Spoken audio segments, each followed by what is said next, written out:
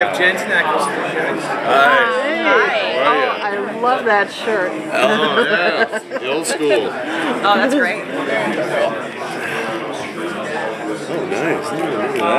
Look at that. I feel like a newscaster tonight. We didn't really get your perspective in the panel on sort of Cass's new human state. How do you think Dean's going to feel about that, and how's that going to affect their relationship? It's a good question.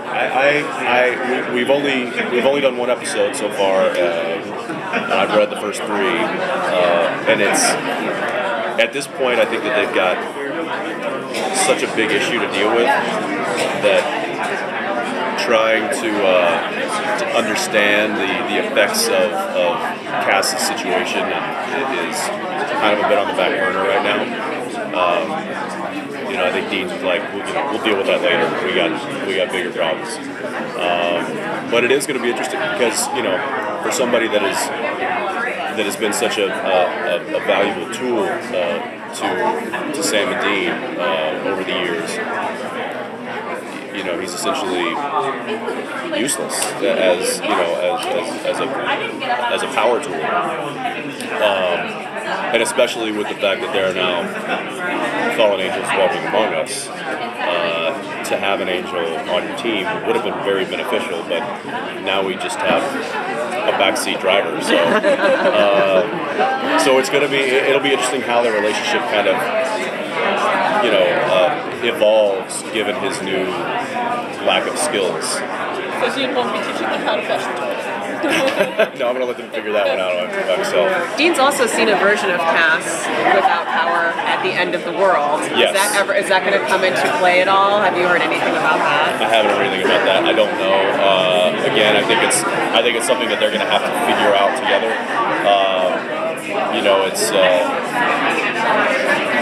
It's going to be interesting, having to pick up a phone and call him and talk to him as opposed to praying to him.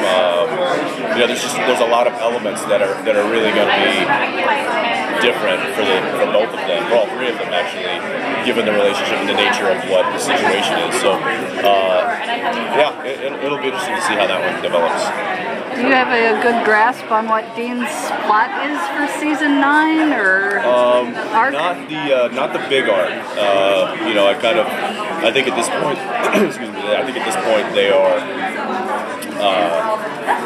they're opening up a lot of doors, and they're going to see which one really kind of sticks. I think they have a general understanding of where we're going and how we're going to get there, but it's as far as specifics go, they haven't let me in on a lot of that stuff. I do know that given the fact that the brothers chose each other essentially instead of closing the gates of hell, and that is now given them a lot to deal with. So they've got angels, they've got demons, and they've got all the other stuff in between to now deal with, and they've got to somehow figure out how to navigate the terrain with all the new elements. So I think that they're really going to need each other more than ever at this point, and they're going to have to rely on each other more than ever, which is going to be difficult because there is a secret that Dean is harboring right now from Sam that is one of the bigger issues of the series. So it'll be interesting to see how that plays out as well. They haven't told me, so I don't know. Oh, that's interesting. Yeah. For so many seasons, there was that conflict between Sam and Dean that even though they worked together and they would sometimes go apart, they always came back together for the job. Right. And as you said, now that they've chosen each other, is there an element of that conflict that's still going to kind of be in the background? Personally, I like the fact that they've now chosen each other. So do I. I think that there's always this kind of struggle between the two of them. Where one of them has a kind of a clear idea of what they should be doing, and the other is maybe kind of dragging his heels a little bit. And I think the motivation kind of switches from brother to brother, from season to season. You never kind of have them both, on the same page, so to speak. And that struggle makes for good TV. It makes for good, good story. But now that they're going to have so much struggle, I think that they're really going to have to unite, and I kind of like that too. I like, you know, because every now and again they get on the same page, and I think the fans really like it. We really like it because it's, you know, but then something's got a wrench has got to get thrown in the mix.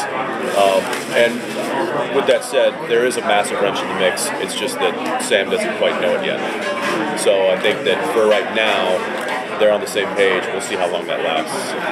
What can you say about the plot of the episode you're directing? It sort of falls in the season. Is it the third one? No, I'm not directing this year. Well, not yet. They haven't given me one. I decided not to do. I usually direct the first one out of the gate because I have a 7-week-old daughter. And I opted to stay home with the newborn instead this year. But yeah, there's still a few episodes that are not slated yet with directors, and I think they're trying to figure out if they can slide me in there storyline-wise, because they'd really have to write me extremely light for the episode prior to the one I direct, so that I can prep it. Because prepping is really that's where all the work goes into. You know, it's kind of like, to me, directing is like the final exam.